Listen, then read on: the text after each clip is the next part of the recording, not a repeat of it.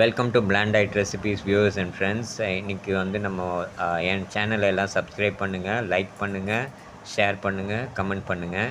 இப்போ வந்து நம்ம எப்படி அப்பளம் வறுத்தோமோ அதே மாதிரி ஜவ்வரிசி வத்தல் நம்ம இப்போ வறுக்க போகிறோம். இதுக்கு தேவையெல்லாம் இந்த ஜல்லடை மாதிரி இருக்க கரண்டியும் அந்த ஹோல்டர் மாதிரி இருக்கிற அந்த நீட் லாங் ஹேண்டட் கிளிப்பு மாதிரி இருக்கிற வந்து கரண்டி தான் தேவை.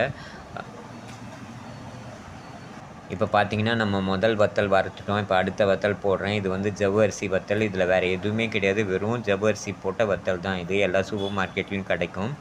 இதை எடுத்து அந்த ஜல்லடை மாதிரி இருக்க கரண்டிக்கு நடுவில் வச்சுட்டு அந்த ஹோல்டர் மாதிரி இருக்கிறதுல வந்து நீங்கள் நல்லா அழுத்தி விட்டிங்கன்னா அது நல்ல கலர் மாதிரி வெள்ளையாக வந்துடும். இந்த சைடு கொஞ்சம் நேரம், அந்த சைடு கொஞ்சம் நேரம் வச்சிங்கன்னா ஆட்டோமேட்டிக்காக வந்து அது ஃப்ரை ஆரம்பிச்சிடும்.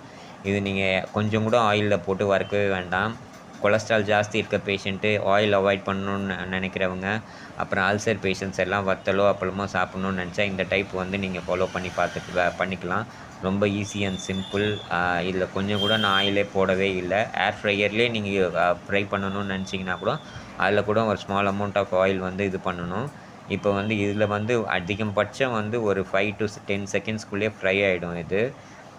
இப்போ மறுபடியும் நான் இன்னொரு வத்தல் வறுத்து காட்டுறேன். இதை வந்து நீங்கள் அப்படியே அந்த ஹோல்டர் வச்சு நல்லா அழுத்தி பிடிச்சிங்கனாலே டைரெக்டாக ஃப்ளேமுக்கு நேராக வைக்கக்கூடாது.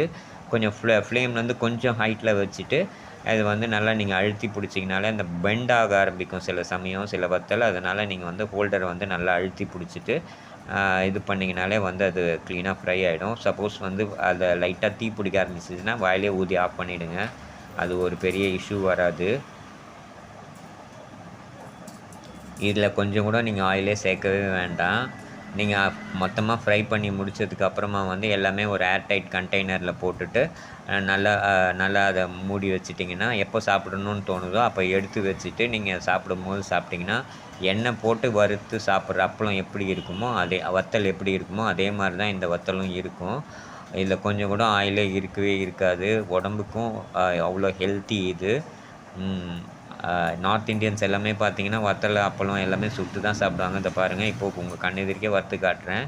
இந்த சைடும் வறுத்தாச்சு, அந்த சைடும் வறுத்தாச்சு. நல்லா க்ளீனாக வறுபட்டுருச்சு. Thank you viewers.